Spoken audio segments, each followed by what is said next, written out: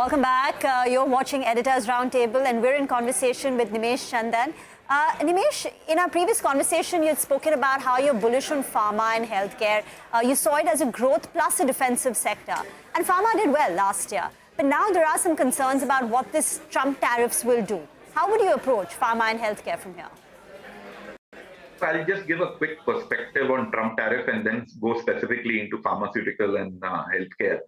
So somebody should ask ultimately if certain large, quantum of tariffs are put by an administration for imports which are across the board, who actually pays for that tariff? Frankly, if the demand is inelastic and consumers, passed on this kind of tariff increase, it's actually the US consumer who will pay this tariff, and that will lead to higher inflation for the economy. Second, if an importing corporation, either supply company that is taking certain supplies from India, China, Mexico, Canada, if they are not able to pass on, they'll have to take cut on their own margins. So actually US corporates will pay for it. And those guys who have taken a cut on their margins will not go to further invest in the country or take more labor. They will actually maybe doing some cost cutting. Third is, if this is going to trigger a trade war, you are entering a stagflation kind of scenario where the US economy also will see higher inflation and lower growth because there will be counter tariffs on their corporation from some other country. So actually, there will be some kind of payment done by US consumer or US corporates or US investors on this.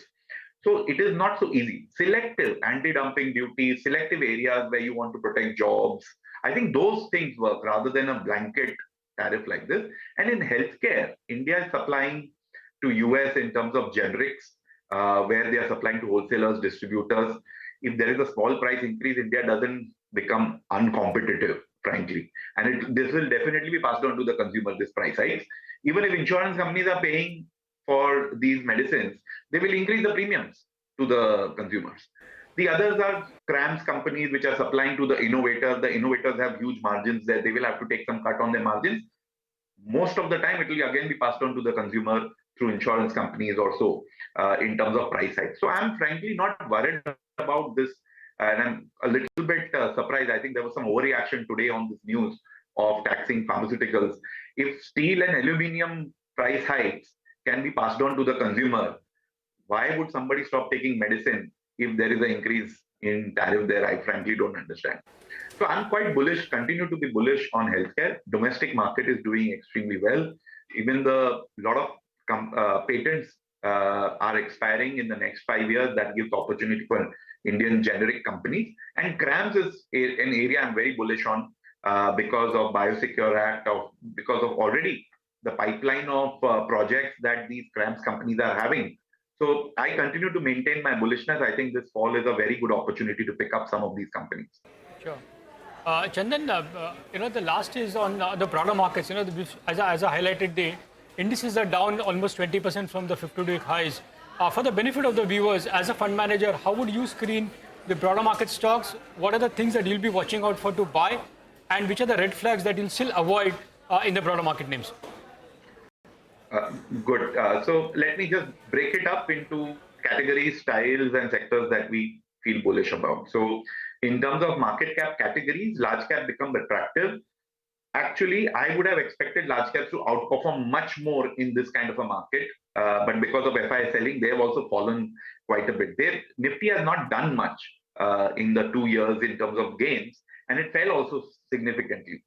So I think large caps as a category, the risk reward is very, very attractive, and you can be there.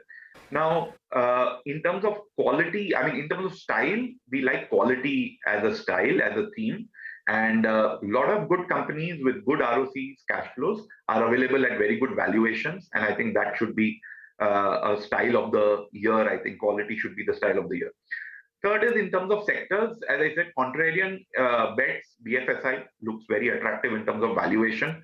Consumer companies also look extremely attractive. And now with these tax benefits, interest rate cuts, and then later on 8th pay commission coming, I think consumer sector will start doing very well in the coming financial year. And the last one, then healthcare, obviously I'm bullish on. I just gave my comments on that.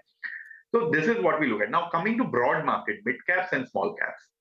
They had run up quite a bit in the last 2-3 years. Now there has been a good correction in them. Many of these small cap companies have corrected 20 to 30%. I look at a 20-year kind of valuation gap between large caps and small caps. It had gone up to a good high, and now it is corrected. Now probably I think the gap is about 10% or so left in terms of what average the small cap valuation should be and what they are right now. So again, how do we look at this? Say in a basket of 250 small caps, now about say 75 of them, that is 30%, would definitely look attractive on valuations and growth metrics. And that's a good enough opportunity to start fishing and at least start looking at which are the areas where there has been an overreaction on the downside and start fishing in those areas. It's well put, Chandan, and I wish we had more time, but we are out of it for now. But thank you very much for joining us here, Nimesh, Chandan, with those thoughts and that perspective. I think, guys, it also brings us to a close on this edition of Editors Roundtable. Thank God it's Friday. Yeah, well, we can say that for sure, right? This is a week when everybody feels, thank God it's a Friday. Okay, well, see you on the other side. News and updates follow. Thank you very much for staying with us.